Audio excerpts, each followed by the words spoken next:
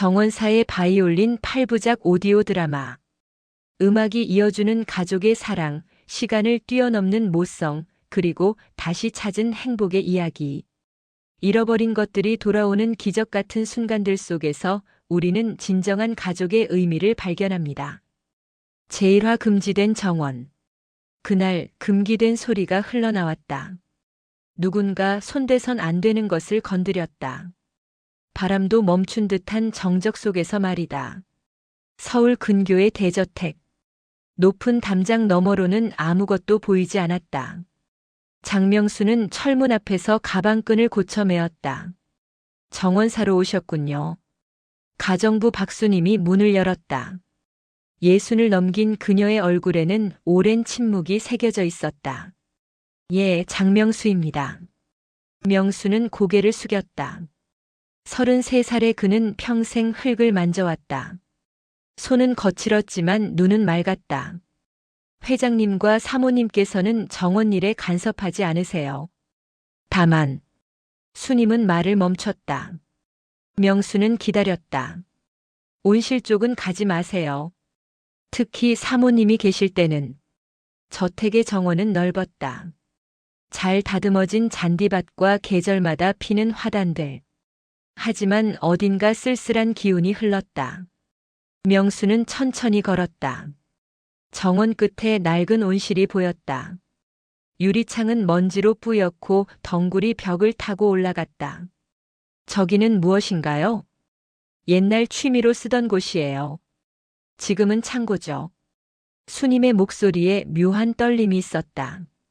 명수는 온실 주변을 둘러보았다. 잡초가 무성했지만 누군가 가끔 찾는 듯 했다. 발자국이 희미하게 남아 있었다. 그때였다. 온실 옆 구석에서 검은 케이스가 보였다. 바이올린 케이스였다.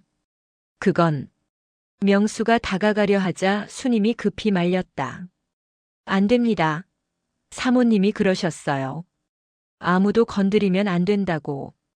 하지만 명수의 발걸음은 이미 케이스를 향하고 있었다. 왜인지 모르게 가슴이 뛰었다. 케이스는 낡았지만 정성스럽게 닦여 있었다. 누군가 매일 손질하는 것 같았다. 누구 것인가요? 모릅니다. 수님은 시선을 피했다. 그녀는 무언가를 숨기고 있었다. 명수는 한참을 바라보았다. 바이올린. 그는 악기를 다룰 줄 몰랐다. 하지만 케이스를 보는 순간 손끝이 근질거렸다. 음악을 좋아하시나요? 글쎄요. 잘 모르겠습니다. 실제로 명수는 자신의 취향을 몰랐다. 어릴 적 기억이 거의 없었기 때문이다. 5살 때 교통사고를 당했다고 했다.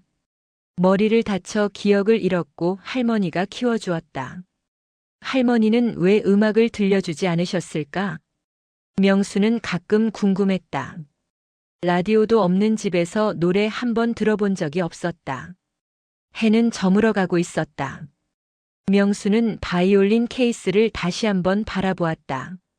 묘한 그리움이 밀려왔다. 저는 숙소로 가겠습니다. 수님이 안내한 곳은 저택 뒤편의 작은 관리사였다. 간단한 가구와 침대가 놓여 있었다. 내일부터 시작하시면 됩니다. 아침 7시에 오세요. 명수는 고개를 끄덕였다. 수님이 나간 후 그는 창문을 열었다. 바람이 불어왔다. 정원의 나무들이 살랑살랑 흔들렸다. 그때였다. 어디선가 희미한 바이올린 소리가 들려왔다. 아니, 들리는 것 같았다.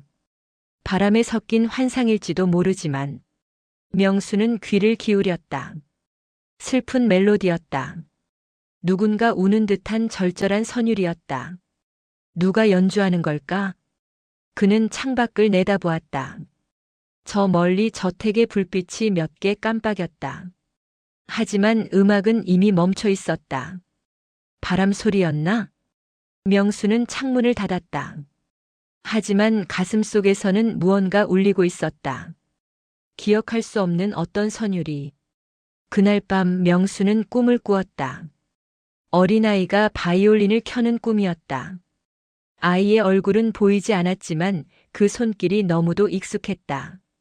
새벽에 잠에서 깨었을 때 명수의 눈가는 젖어 있었다. 왜 우는지도 모른 채로. 그리고 그날 밤 다시 그 선율이 들려왔다. 제2화 저택의 그림자. 누군가의 시선이 등 뒤에서 따라왔다. 명수는 몸을 돌렸지만 아무도 없었다. 하지만 그 시선은 차갑고 날카로웠다. 이른 아침 명수는 정원에서 일을 시작했다. 시든 꽃을 정리하고 잡초를 뽑아냈다. 손이 바빠질수록 마음은 진정되었다. 새로운 정원 사군. 갑자기 들린 목소리. 명수는 고개를 들었다. 한태성. 이른을 넘긴 회장이 지팡이를 짚고 서 있었다.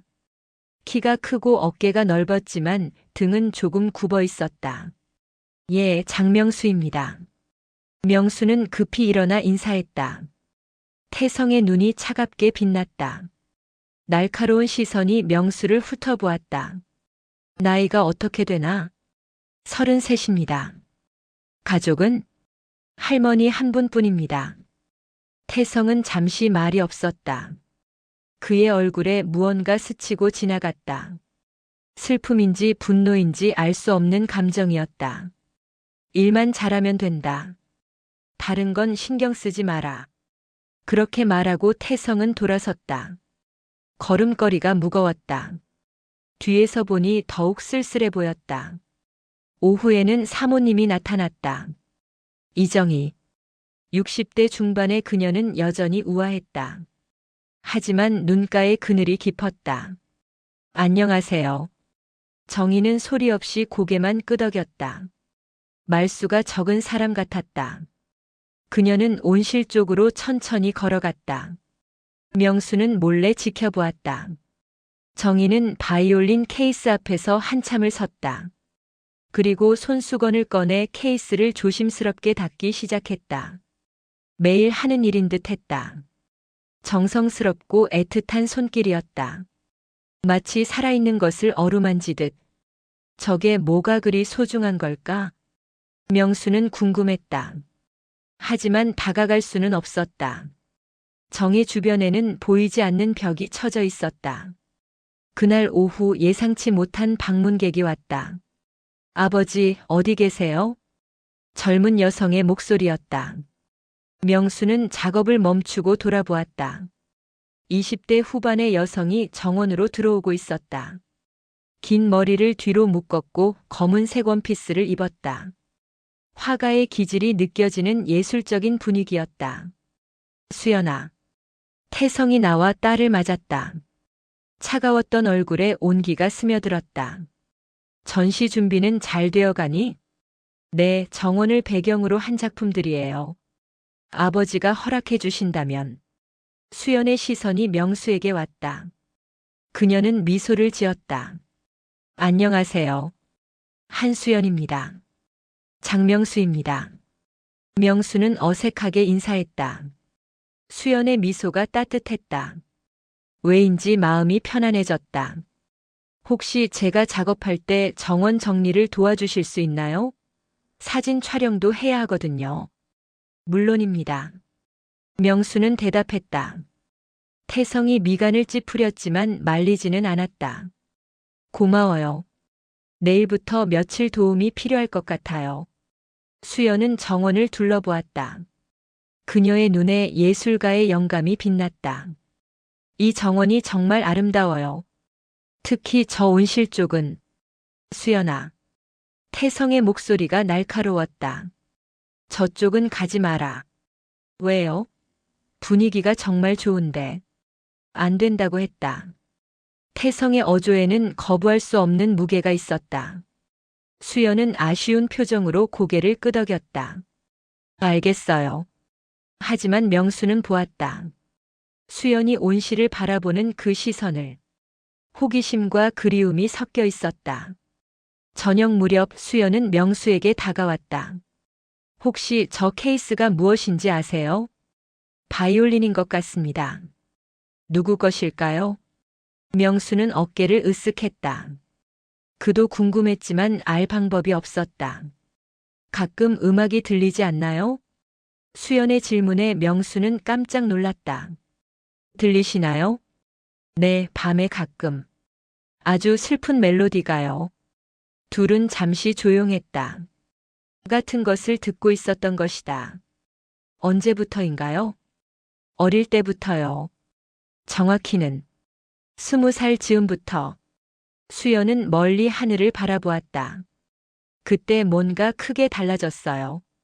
가족들이 모두 변했고 이 집도 조용해졌죠. 무슨 일이 있었나요? 수연은 대답하지 않았다. 대신 슬픈 미소만 지었다. 그날 밤도 어김없이 음악이 들려왔다. 더욱 또렷하고 애절한 선율이었다. 명수는 창가에 서서 정원을 바라보았다. 저 멀리 누군가의 그림자가 온실 앞에 서 있었다. 정이었다. 그녀는 매일 밤 그곳에서 무언가를 기다리는 듯 했다. 바람이 불어와 나무들을 흔들었다. 그리고 그 바람 속에서 보이지 않는 바이올리니스트가 영원한 연주를 계속하고 있었다. 제3화 낯선 친근함. 같은 것을 좋아한다는 건 운명일까, 우연일까? 명수와 수연은 점점 더 많은 공통점을 발견하고 있었다. 마치 오래전부터 알고 지낸 듯이. 이른 아침 수연이 캠퍼스와 물감을 들고 나타났다. 정원 전시를 위한 작업을 시작하는 것이었다. 어디가 좋을까요? 수연은 정원을 둘러보며 물었다. 명수는 잠시 생각하다가 분수대 근처를 가리켰다. 저기 어떠세요? 아침 햇살이 아름답거든요. 정말 좋네요. 수연의 얼굴이 밝아졌다. 그녀는 이제를 세우고 캔버스를 올렸다. 자연스러운 손놀림이었다. 명수는 근처에서 화단을 정리했다. 가끔 수연의 작업을 슬쩍 훔쳐보았다. 명수 씨도 그림에 관심이 있으세요? 아니요, 잘 모릅니다. 다만 보기에 좋아서요. 어떤 색깔을 좋아하세요? 명수는 잠시 생각했다. 파란색. 아니, 보라색 같아요. 석양 질 무렵의 그 색깔. 수연이 붓을 멈췄다. 정말요? 저도 그 색을 가장 좋아해요. 보라빛 하늘의 그 신비한 느낌 말이에요. 첫 번째 공통점이었다. 점심 무렵 수연이 도시락을 펼쳤다. 명수도 간단한 식사를 했다. 커피 드세요? 수연이 보온병을 건넸다. 진한 커피 향이 났다. 감사합니다. 설탕은 넣지 않으세요? 네, 쓴맛이 좋아서요. 수연이 웃었다. 저도 그래요. 어릴 때부터 쓴 커피를 좋아했어요. 엄마는 이상하다고 하시더라고요. 두 번째 공통점. 오후에는 비가 내리기 시작했다. 수연이 작업을 중단하고 처마 밑으로 피했다. 비를 좋아하세요? 수연이 물었다. 네, 빗소리가 좋아서요. 마음이 차분해져요. 저도요. 비 냄새도 좋고요. 특히 여름 소나기 후에 그 촉촉한 공기. 명수는 고개를 끄덕였다. 정확히 자신이 좋아하는 것이었다. 혹시 잠들기 전에 뭘 하세요? 책을 읽거나 아니면 그냥 창밖을 봐요. 하늘의 별들을. 세상에. 수연이 놀란 눈으로 명수를 보았다. 저도 그래요. 밤하늘을 보는 게 제일 좋아요. 어릴 때는 오빠와 함께 별자리를 찾곤 했는데. 오빠. 수연의 표정이 갑자기 어두워졌다. 오빠가 있으세요? 있었어요. 25년 전에. 사고로. 명수는 더 묻지 않았다. 수연의 슬픔이 고스란히 느껴졌다. 죄송합니다. 아니에요. 오빠도 별 보는 걸 좋아했어요. 그리고 음악도. 수연이 온실 쪽을 바라보았다. 그곳에 놓인 바이올린 케이스가 오늘따라 더 쓸쓸해 보였다. 그 바이올린이 오빠 것인가요? 수연은 대답하지 않았다. 하지만 그 침묵이 답이었다. 오빠는 몇 살에? 20살이었어요. 대학생이었죠. 음악을 전공했어요. 명수의 가슴이 먹먹해졌다. 20살. 너무 이른 나이였다. 어떤 사고였나요? 교통사고요. 머리를 많이 다쳤어요. 그래서 수연은 말을 멈췄다. 눈가에 눈물이 맺혔다. 미안합니다. 괜한 걸 물었네요. 아니에요. 오래된 일이니까요. 하지만 수연의 목소리는 떨리고 있었다. 25년이 지났지만 여전히 아픈 상처였다. 그때였다. 얘들아, 뭘 하고 있니? 정희가 우산을 들고 나타났다. 그녀의 얼굴이 조금 굳어 있었다. 엄마, 그림 작업 중이에요. 비가 와서 힘들겠구나. 안으로 들어가자. 정희의 시선이 명수에게 왔다. 무언가를 탐색하는 듯한 조심스러운 눈빛이었다. 수연아, 너는 먼저 들어가거라. 네. 수연이 일어났다. 지나가면서 명수에게 속삭였다. 내일 또 와도 될까요? 물론입니다. 수연이 가고 난 후 정희와 명수만 남았다. 비는 더 세차게 내렸다. 실례지만 고향이 어디세요? 정희가 조심스럽게 물었다. 잘 모르겠습니다. 어릴 때 사고를 당해서요. 기억이 거의 없어요. 정희의 얼굴이 창백해졌다. 사고라니. 교통사고였다고 들었어요. 5살 때요. 할머니가 키워주셨죠. 정희는 한동안 말이 없었다. 그녀의 손이 떨리고 있었다. 할머니는 어떤 분이셨나요? 농사 짓는 분이셨어요. 혼자서 저를 키우시느라 고생 많이 하셨죠. 지금도 살아계시나요? 네, 요양원에 계세요.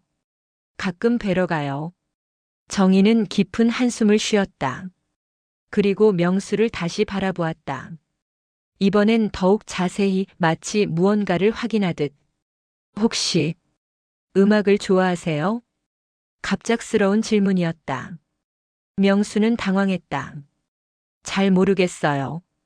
들어본 적이 별로 없어서요. 바이올린은요? 명수의 가슴이 두근거렸다. 왜인지 모르게 긴장이 되었다. 관심이 있는 것 같아요. 이상하게 끌려서요. 정희의 눈에 눈물이 고였다. 그럼 한번 들어보실래요? 네. 음악 말이에요. 제가 들려드릴게요. 정희는 온실 쪽으로 걸어갔다. 명수는 따라가지 못했다. 다리가 굳어버린 듯 했다. 그날 밤 평소보다 더 긴 연주가 이어졌다. 쇼팽의 녹턴이었지만 명수는 그것을 몰랐다. 다만 가슴이 아팠다. 눈물이 났다. 이유를 알 수 없는 그리움과 슬픔이 밀려왔다. 창문을 열고 밖을 내다보니 정희가 온실 앞에 서 있었다. 그녀도 울고 있었다.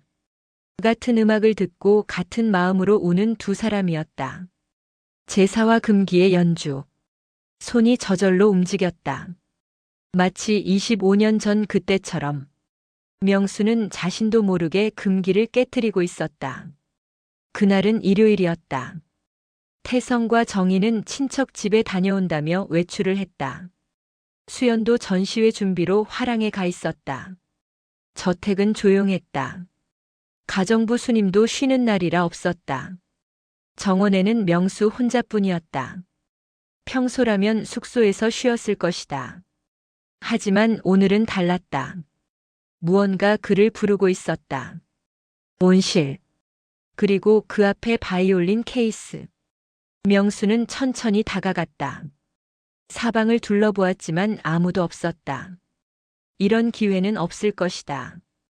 케이스는 여느 때처럼 깨끗했다. 정희가 매일 닦아서 윤이 났다. 한 번만. 명수는 중얼거렸다. 손이 케이스 위에 올려졌다. 차가운 금속 촉감이 손끝에 전해졌다. 딸깍. 첫 번째 잠금 장치가 열렸다. 심장이 빨라졌다. 돌이킬 수 없는 선을 넘는 기분이었다. 딸깍. 두 번째 잠금 장치. 이제 마지막 하나만 남았다. 명수는 잠시 망설였다. 정의의 경고가 떠올랐다. 아무도 건드리면 안 된다. 하지만 손은 이미 움직이고 있었다. 딸깍. 케이스가 열렸다. 붉은 벨벳 안감 위에 바이올린이 놓여 있었다. 오래되었지만 상태는 좋았다. 누군가 정성스럽게 관리한 흔적이 역력했다. 명수는 바이올린을 조심스럽게 들어 올렸다. 생각보다 가벼웠다. 손에 딱 맞았다. 이상하다. 왜인지 익숙한 감촉이었다. 처음 만지는 것인데도 어떻게 잡아야 하는지 알았다. 활도 들어보았다. 자연스럽게 오른손에 쥐어졌다. 명수는 연주 자세를 취했다. 바이올린을 턱에 괴고 왼손으로 지판을 짚었다. 어떻게 해야 하는지 몰랐지만 손가락이 저절로 움직였다. 첫 번째 소름이 울렸다. 떨리고 어설프지만 분명한 음이었다. 명수는 깜짝 놀랐다. 자신이 소리를 낸 것이다. 바이올린으로. 두 번째, 세 번째 점점 더 자신감이 생겼다. 손가락이 스스로 자리를 찾아갔다. 그리고 멜로디가 흘러나왔다. 쇼팽 녹턴 1번. 명수는 그 곡 이름을 몰랐다. 하지만 손은 알고 있었다. 기억은 지워졌어도 몸은 기억하고 있었다. 처음엔 서툴렀다. 음정이 틀리고 리듬이 흔들렸다. 하지만 점점 나아졌다. 그 순간이었다. 그게 뭐야? 뒤에서 갑작스러운 고함. 명수는 깜짝 놀라 돌아봤다. 태성이 서 있었다. 얼굴이 새하얗게 질려 있었다. 그 옆에 정희가 있었다. 그녀는 입을 막고 숨을 헐떡이고 있었다. 그 곡을 어디서 배웠나? 태성의 목소리가 떨렸다. 분노인지 놀람인지 알 수 없었다. 명수는 바이올린을 내려놓았다. 손이 덜덜 떨렸다. 죄송합니다. 그냥 호기심이라고. 태성이 다가왔다. 그의 눈에 이상한 빛이 돌았다. 그 곡을 알고 있단 말인가? 녹턴이요? 쇼팽의 녹턴 1번. 방금 자네가 연주한 곡. 명수는 당황했다. 자신도 무슨 곡인지 몰랐기 때문이다. 저는 음악을 모르는데요. 거짓말. 태성의 목소리가 정원에 울렸다. 그럼 어떻게 연주했나? 처음 보는 악기로. 명수는 대답할 수 없었다. 정말로 모르는 일이었다. 자신도 이해할 수 없었다. 정희가 조용히 다가왔다. 그녀의 얼굴에는 눈물이 흐르고 있었다. 여보. 정희야, 들었나? 이 사람이 그 곡을. 들었어요. 정희의 목소리가 떨렸다. 똑같았어요. 음정도 리듬도 감정도. 그럴 리 없어. 그 아이만의 연주법이었는데. 두 사람이 무슨 말을 하는지 명수는 몰랐다. 하지만 어떤 큰 충격을 받은 것은 분명했다. 그 아이라니. 명수가 조심스럽게 물었다. 수연이 말한 오빠인가요? 정희가 고개를 끄덕였다. 눈물이 더 많이 났다. 우리 아들이에요. 25년 전의 일은. 그 아이가 마지막으로 연주한 곡이야. 태성의 목소리에 깊은 슬픔이 배어 있었다. 사고 당일 아침에 이 정원에서 명수는 가슴이 아팠다. 가족을 잃는다는 것, 그 고통이 얼마나 클지 짐작할 수 있었다. 죄송합니다. 제가 몰라서. 당신은 누구입니까? 정희가 명수를 똑바로 보았다. 그녀의 눈빛에는 절망과 희망이 뒤섞여 있었다. 정말로 음악을 모른다는 거죠? 네. 확실합니다. 그럼 어떻게? 정희는 말을 잇지 못했다. 너무나 믿기 어려운 일이었다. 태성이 바이올린을 집어들었다. 조심스럽게 마치 성물을 다루듯이. 이건 우리 아들 것이야. 다른 사람은 건드려선 안 돼. 죄송합니다. 명수가 고개를 숙였다. 물러가라. 태성의 명령이 떨어졌다. 명수는 뒤돌아섰다. 하지만 몇 발짝 못 가서 정희의 목소리가 들렸다. 잠깐요. 명수가 돌아봤다. 혹시 그 곡을 들어본 적이 있나요? 어디선가? 명수는 생각해 보았다. 꿈에서 인 것 같아요. 어릴 적부터 가끔 들리던 멜로디예요. 정희와 태성이 시선을 주고받았다. 무언가를 확인하는 듯한 절박한 눈빛이었다. 그날 밤 바이올린 소리는 들리지 않았다. 대신 저택에서는 깊은 밤까지 불빛이 새어나왔다. 무언가 중대한 일이 일어나고 있었다. 명수는 그것을 직감으로 알 수 있었다. 그리고 자신이 그 중심에 있다는 것도. 재호와 잊어버린 시간. 진실은 때로 독과 같아서 한순간에 모든 것을 바꿔버린다. 그날 밤 세 사람의 인생이 흔들리기 시작했다. 정희는 거실에서 소파에 웅크리고 앉았다. 손으로 얼굴을 가린 채 조용히 울고 있었다. 불가능해요. 그럴 수는 없어요. 하지만 그녀의 마음 한구석에서는 작은 희망이 꿈틀거리고 있었다. 태성은 서재에서 왔다 갔다 걸으며 생각에 잠겨 있었다. 연주법이 똑같았어. 손가락 운지법까지. 그는 책상 서랍을 열었다. 그 안에서 낡은 사진첩을 꺼냈다. 25년 동안 한 번도 열어보지 않았던 것. 첫 장을 넘겼다.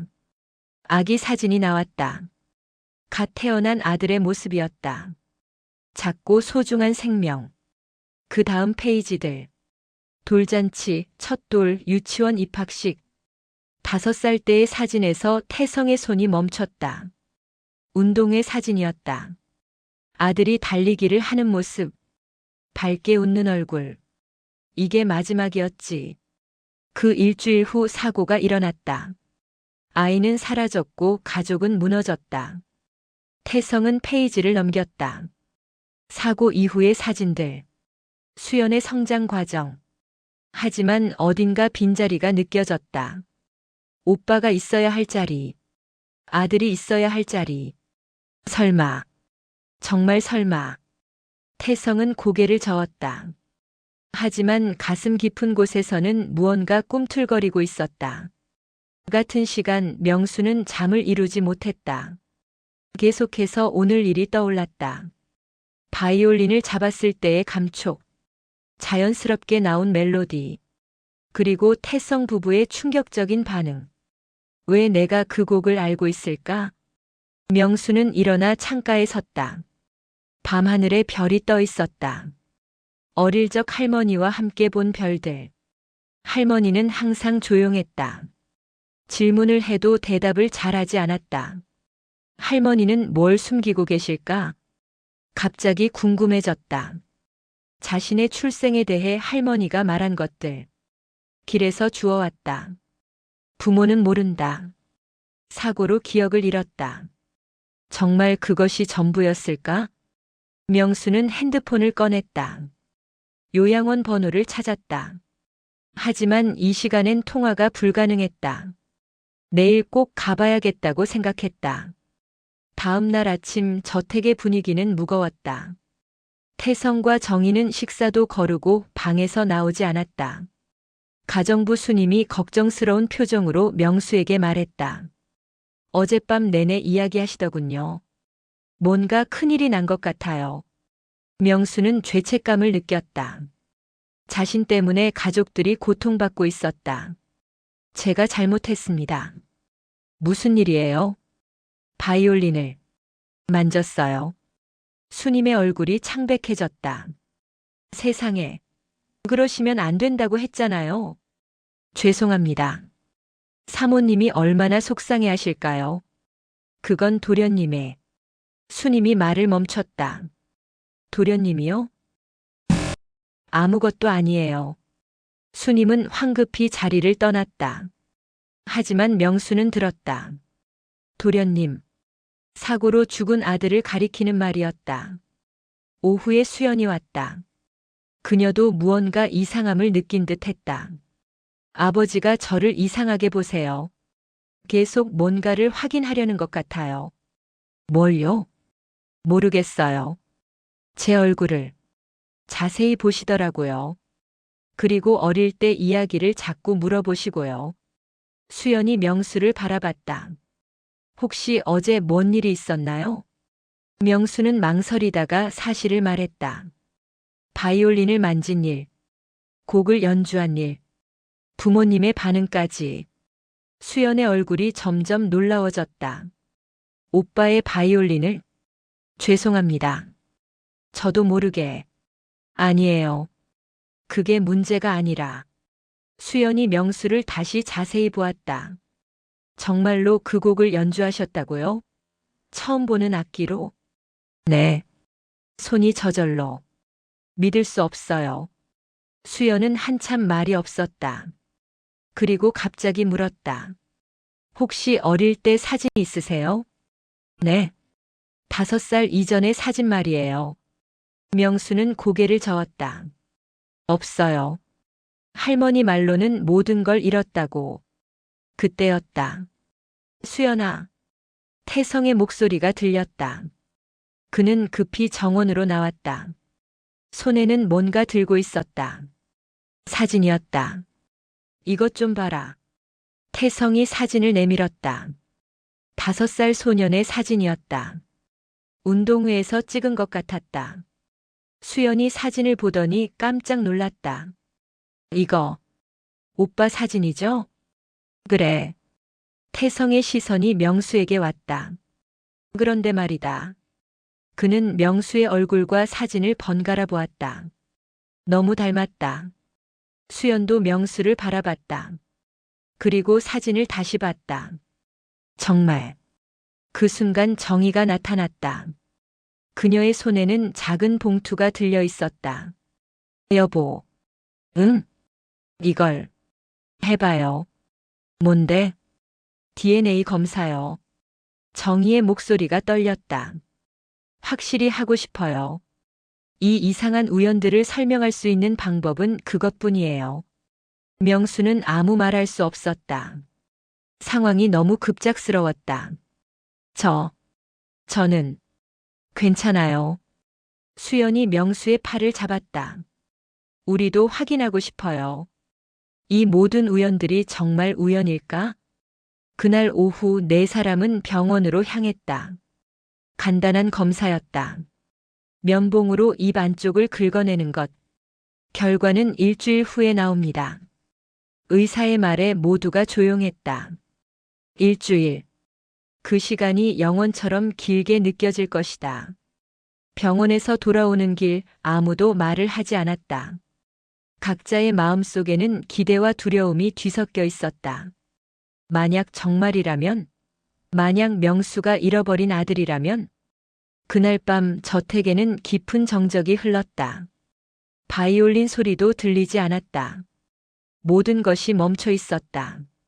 결과를 기다리며 제육화 닮은 사람들. 닮음이란 게 이런 것일까? 혈연을 넘어선 영혼의 공명 같은 것. 수연과 명수는 매일 새로운 공통점을 발견했다. DNA 검사 결과를 기다리는 며칠 동안 저택의 분위기는 묘했다. 조심스럽지만 어딘가 기대에 찬. 태성은 명수를 유심히 관찰했다. 일하는 모습, 걷는 자세, 말하는 습관까지. 이상해. 태성은 정희에게 속삭였다. 손동작이 똑같아. 우리 아들이 물을 마실 때의 그 모습. 정희도 느끼고 있었다. 왼손잡이인 것도 그렇고, 잠들 때 오른쪽으로 돌아 누우는 것도. 확인해 봤나? 네, 몰래 지켜봤어요. 어릴 때 우리 아들이 그랬던 것처럼요. 한편 수연과 명수는 더 많은 시간을 함께 보내고 있었다. 전시 준비를 핑계로. 명수 씨는 어떤 음식을 좋아하세요? 점심을 먹으며 수연이 물었다. 매운 것보다는 담백한 게 좋아요. 특히 된장찌개. 수연이 웃었다. 저도요. 어릴 때부터 된장찌개를 제일 좋아했어요. 오빠도 그랬고요. 또 하나의 공통점이었다. 혹시 잠들기 전에 우유를 드세요? 네. 어떻게 아셨어요? 저도 그러거든요. 오빠한테 배운 습관이에요. 명수는 신기해했다. 자신도 어릴 때부터 우유 없이는 잠을 못 잤다. 그리고 수연이 망설이다가 말했다. 혹시 왼쪽 어깨에 점이 있으세요? 명수가 깜짝 놀랐다. 어떻게 있나요? 네. 어릴 때부터 있었어요. 수연의 눈이 커졌다. 오빠도 똑같은 자리에 있었어요. 엄마가 하늘에서 내려온 표시라고 하셨어요. 둘은 잠시 조용했다. 우연치고는 너무 많은 일치였다. 명수 씨. 네. 혹시 악기를 배우고 싶다고 생각해 본 적 없으세요? 명수는 생각해 봤다. 음악을 잘 모르지만 가끔 그런 충동이 있어요. 뭔가 연주하고 싶은. 어떤 악기요? 바이올린이요. 이상하죠? 한 번도 제대로 들어보지 못했는데. 수연의 가슴이 두근거렸다. 오빠는 4살 때부터 바이올린을 배웠어요. 저보다 먼저 시작했죠. 그래서 그렇게 잘했나 보네요. 네, 정말 재능이 있었어요. 선생님도 깜짝 놀랄 정도로. 수연은 옛일을 떠올렸다. 오빠가 연주하는 모습, 집안을 가득 채우던 아름다운 선율들. 그때가 그리워요. 많이 친하셨나 봐요. 네, 정말 많이. 오빠는 저를 잘 돌봐줬어요. 무서울 때면 바이올린을 켜서 재워주곤 했죠. 명수는 마음이 아팠다. 그런 형이 있었다면 얼마나 든든했을까. 혹시 기억나는 멜로디가 있으세요? 녹턴이요. 쇼팽의 녹턴. 오빠가 제일 좋아했던 곡이에요. 명수의 심장이 빨라졌다. 바로 자신이 연주했던 곡. 그때였다. 애들아. 정희의 목소리였다. 그녀는 급히 뛰어오고 있었다. 무슨 일이에요? 수연이 일어났다. 병원에서 연락이 왔어. 결과가 나왔대. 명수는 다리에 힘이 빠졌다. 드디어 진실을 알게 될 순간이었다. 지금 가야 해요. 정희의 목소리가 떨렸다. 기대와 두려움이 뒤섞인 떨림이었다. 태성도 나타났다. 그의 얼굴도 긴장으로 굳어 있었다. 자네도 함께 가야 한다. 명수는 고개를 끄덕였다. 이제 더 이상 도망갈 수 없었다. 병원으로 가는 차 안은 조용했다. 각자 다른 생각에 잠겨 있었다. 명수는 창밖을 보며 생각했다. 만약 정말 그들의 아들이라면 자신의 인생이 완전히 바뀔 것이다. 33년 동안 몰랐던 진실. 수연은 명수의 손을 꼭 잡았다. 괜찮아요. 어떤 결과든 받아들일 거예요. 하지만 그녀의 손도 떨리고 있었다. 태성과 정희는 서로의 손을 잡고 있었다. 25년 만에 다시 찾아온 희망. 만약 진짜라면, 만약 아들이 돌아온 것이라면, 드디어 병원에 도착했다. 의사가 서류를 들고 그들을 기다리고 있었다. 결과를 설명해 드리겠습니다. 의사의 표정은 진지했다. DNA 검사 결과. 모두의 시선이 의사에게 집중되었다. 심장 소리가 크게 들렸다. 부모와 자녀 관계 일치율이. 의사가 잠시 멈췄다. 99.99%입니다. 순간 정적이 흘렀다. 그리고 정희가 울음을 터뜨렸다. 태성의 눈에서도 눈물이 흘렀다. 수연은 명수를 꼭 껴안았다. 오빠. 그녀의 목소리에 기쁨과 슬픔이 뒤섞였다. 명수는 아직 현실감이 없었다. 꿈을 꾸는 것 같았다. 정말, 정말인가요? 그의 목소리가 떨렸다. 네, 확실합니다. 의사가 확인해 주었다. 장명수 씨는 한태성, 이정의 부부의 친아들이 맞습니다. 그 순간 명수의 머릿속에서 무언가 터졌다. 기억의 파편들이 조각조각 떠올랐다. 정원에서 뛰어노는 아이. 바이올린을 켜는 소년. 엄마의 따뜻한 품, 아빠의 든든한 어깨, 그리고 그날의 기억, 비 오는 날, 차 소리, 그 다음은 어둠. 아들아, 정희가 명수를 안았다. 25년 만에 포옹이었다. 미안해. 정말 미안해. 태성도 다가와 아들의 어깨를 잡았다. 목소리가 메어나오지 않았다. 그들은 한참을 그렇게 있었다. 잃어버린 시간을 되돌리려는 듯이. 병원 밖으로 나왔을 때 해가 지고 있었다. 붉은 노을이 하늘을 물들이고 있었다. 이제 집으로 가자. 태성이 말했다. 우리 모두 함께. 그때 명수가 말했다. 할머니를. 응. 할머니를 모셔와야 해요. 저를 키워주신 분이에요. 정희가 고개를 끄덕였다. 당연하죠. 그분께 감사드려야 해요. 가족이 다시 모였다.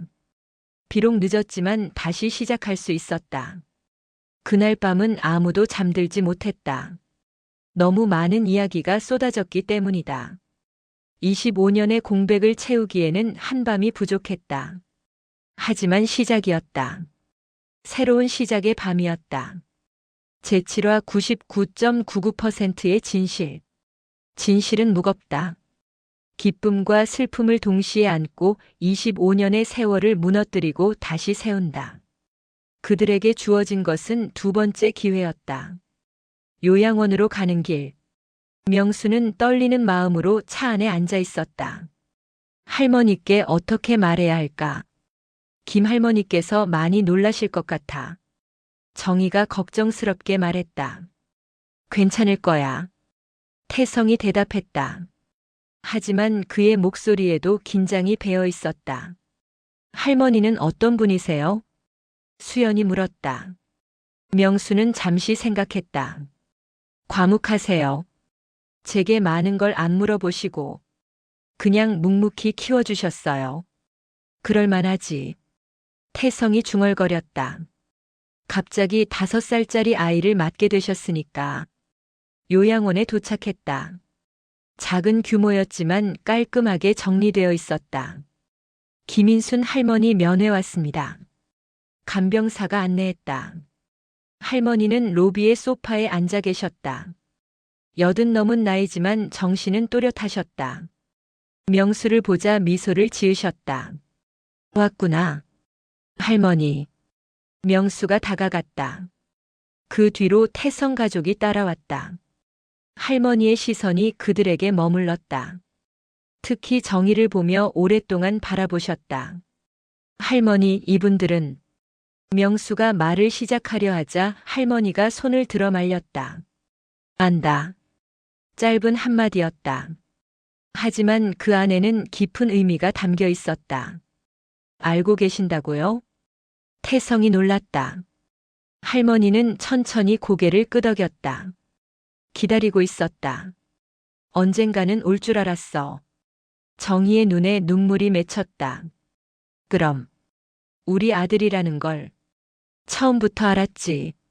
할머니의 목소리는 평온했다. 그날 밤 길에서 쓰러진 아이를 발견했을 때부터. 그날 밤 태성이 다가앉았다. 사고 현장 근처였나요?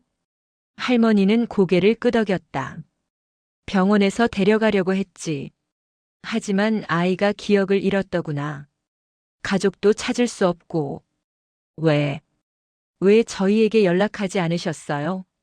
정희가 울면서 물었다. 할머니는 정희를 바라봤다. 그 눈에 깊은 연민이 있었다. 너무 어렸어. 겨우 5살인데 머리를 그렇게 다쳐서. 할머니는 말을 멈췄다. 그때의 기억이 여전히 가슴 아팠다. 의사가 그랬어. 기억이 돌아올 가능성은 거의 없다고. 평생 모를 수도 있다고. 그래서 결심했지. 내가 키우기로. 할머니의 목소리에 확신이 담겨 있었다. 가족을 찾아준들 기억 못하는 아이만 괴로울 것 같았어. 차라리 새로 시작하는 게 나을 거라고 생각했지. 태성이 할머니의 손을 잡았다. 감사합니다. 정말 어떻게 감사를 드려야. 고맙긴. 할머니가 웃으셨다. 내 손자나 다름없었으니까. 명수가 할머니 곁에 앉았다. 할머니, 왜 말씀 안 하셨어요? 무슨 말을? 제 가족들 이야기요. 혹시 찾고 있을지도 모르는데. 할머니는 명수의 머리를 쓰다듬으셨다. 너는 내 가족이야. 그거면 충분했어. 하지만 할머니의 마음속에는 늘 죄책감이 있었다. 어딘가 아들을 찾고 있을 부모들을 생각하며. 사실은 할머니가 다시 말을 이었다. 몇 번 고민했었어. 특히 내가 음악에 관심을 보일 때. 음악이요? 어릴 때 자주 그랬지. 허공에 대고 뭔가를 켜는 흉내를 내더구나. 바이올린 연주하듯이. 모두가 숨을 죽였다. 그럴 때마다 내 진짜 부모를 떠올렸어. 분명 음악을 했을 거라고. 정의가 흐느꼈다. 맞아요. 우리 아들은 바이올린을 좋아했어요. 알고 있었어. 할머니가 정의를 바라보셨다. 가끔 신문에서 봤거든. 아들을 찾는 기사들.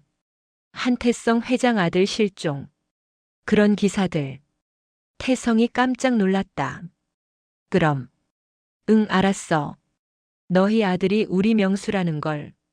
그런데 왜? 어떻게 하겠어? 할머니의 목소리에 깊은 슬픔이 배어 있었다. 이미 다른 사람이 되었는 걸. 기억도 없고 새로운 삶을 살고 있는데. 수연이 할머니께 다가갔다. 할머니 고마워요. 오빠를 지켜주셔서. 너도 많이 컸구나. 어릴 때 신문 사진으로만 봤는데. 할머니가 수연의 손을 잡으셨다. 오빠가 보고 싶었어요. 이제 만났잖니. 할머니가 미소 지으셨다. 늦었지만 그날 오후 모든 가족이 저택으로 돌아왔다. 할머니도 함께. 이제 정말 가족이 됐네요. 정희가 할머니의 손을 잡으며 말했다.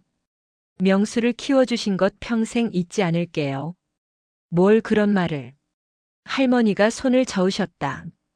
가족이잖니. 당연한 일이지. 저녁 식사는 조용했다. 하지만 따뜻했다. 오랜만에 온 가족이 모인 식탁이었다. 명수야. 태성이 불렀다. 이름을 부르는 것도 아직은 어색했다. 네. 바이올린. 다시 켜보고 싶니? 명수는 잠시 망설였다. 모르겠어요. 아직은. 괜찮아. 정희가 말했다. 천천히 생각해보자. 시간은 충분하니까. 하지만 명수의 마음속에서는 무언가 꿈틀거리고 있었다. 그 선율에 대한 그리움이. 그날 밤 명수는 자신의 어린 시절 방을 처음으로 보았다. 25년 동안 그대로 보존되어 있었다. 작은 책상, 침대, 그리고 벽에 걸린 어린이용 바이올린. 이게 내 것이었구나. 명수는 바이올린을 조심스럽게 만져보았다. 작고 귀여운 악기였다. 기억은 여전히 명확하지 않았다. 하지만 마음은 알고 있었다. 이곳이 자신의 집이라는 걸. 창문을 열고 정원을 내려다봤다. 그 옛날 자신이 뛰어놀던 곳. 바이올린을 켜던 곳. 이제야 집에 온 것 같았다. 정말 오랜 여행이었다. 25년의 긴 여행. 하지만 이제 끝났다. 돌아올 곳을 찾았다. 가족을 찾았다. 그날 밤 저택에는 평화가 흘렀다. 모든 것이 제자리를 찾았다. 재팔아 다시 흐르는 선율. 음악은 기억보다 깊은 곳에 산다. 손가락 끝에서 심장 박동 속에서 영혼의 가장 깊은 곳에서 기다리고 있었던 그 선율이 마침내 다시 흐르기 시작했다. 새벽. 명수는 정원에 나와 있었다. 첫 번째 아침이었다. 진짜 집에서 맞이하는. 공기가 달랐다. 같은 정원이지만 이제는 자신의 것이었다. 어린 시절의 추억이 스며 있는 곳이었다. 일찍 일어났구나. 뒤에서 정희의 목소리. 명수는 돌아봤다. 잠이 안 와서요. 나도 그래. 정희가 옆에 섰다. 모자가 함께 보는 첫 번째 일출이었다. 명수야. 네. 미안하다. 정희의 목소리가 떨렸다. 뭐가요? 지켜주지 못해서. 25년 동안 혼자 두어서. 명수는 고개를 저었다. 아니에요.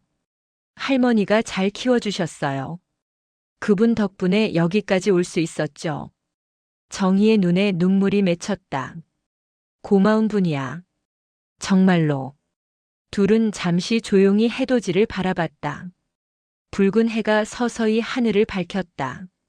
명수야, 하나만 물어봐도 될까? 네. 기억이 조금이라도 날 때가 있니? 명수는 생각해봤다. 가끔요. 어렴풋하게.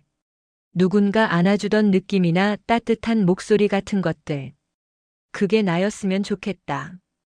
정희가 속삭였다. 분명 어머니였을 거예요.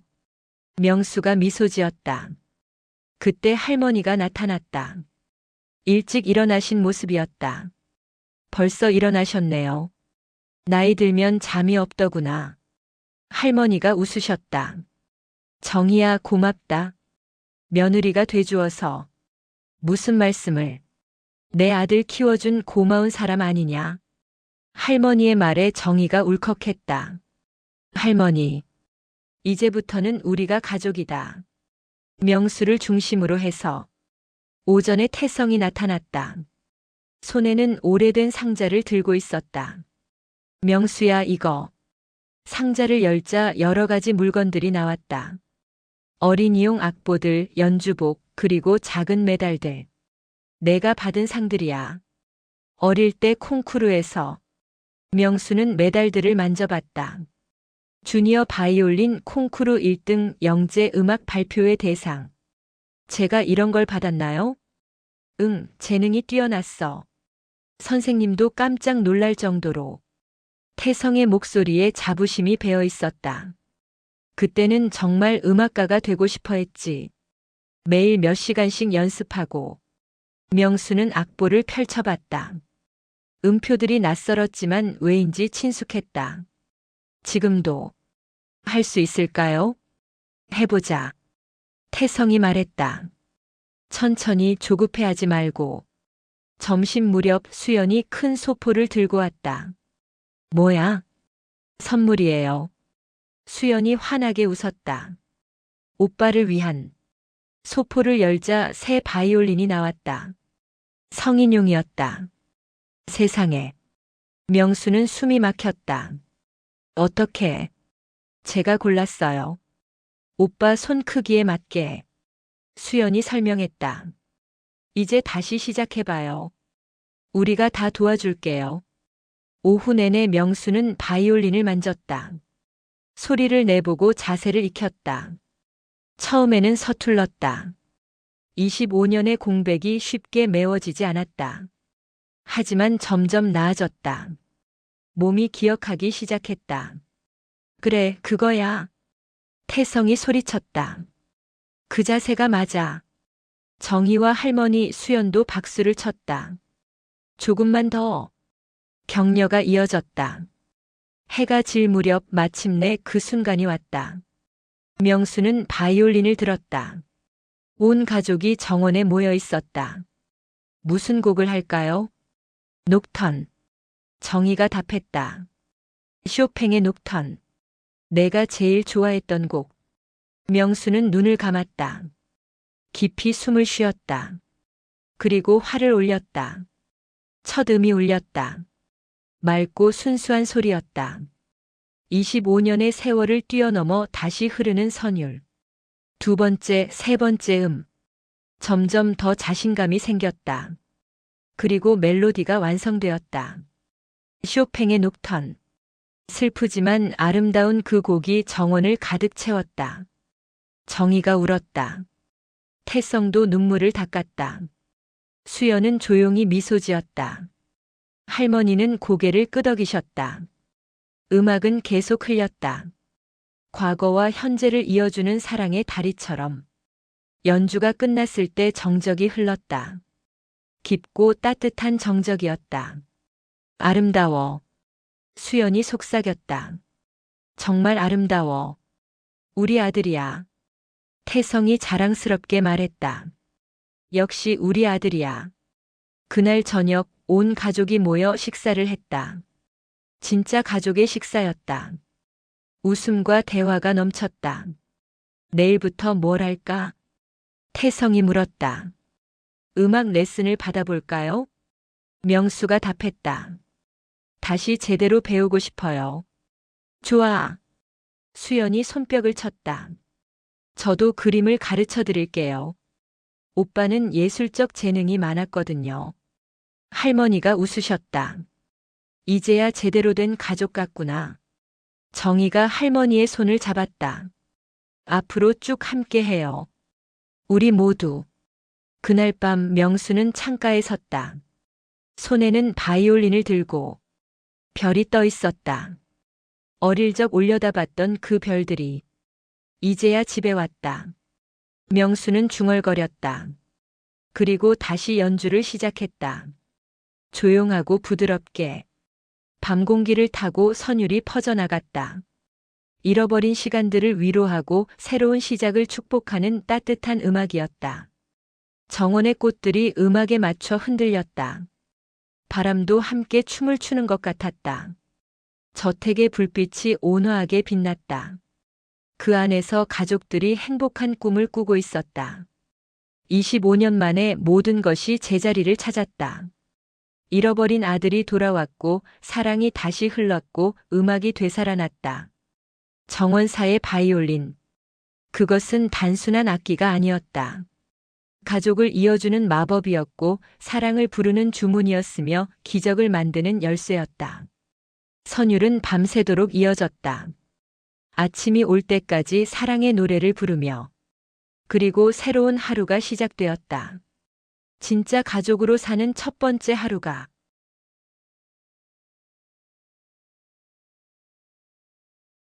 여러분 8화에 걸친 긴 여정 끝까지 함께 해주셔서 진심으로 감사합니다.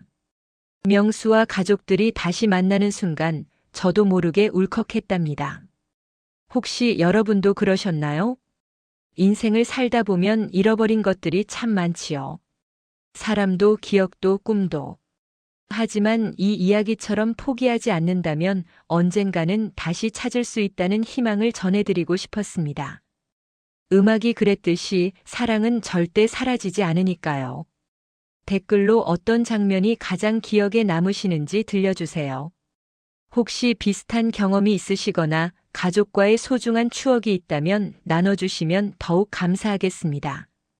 여러분의 이야기가 다른 분들께도 위로가 될 테니까요.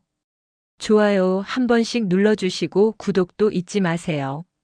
앞으로도 여러분의 마음을 따뜻하게 해드릴 이야기들로 찾아뵙겠습니다. 혼자가 아니라는 것 늘 기억해 주세요. 오늘도 건강하시고 행복한 하루 되시길 바라며 황혼의 달콤 쌉쌀이었습니다.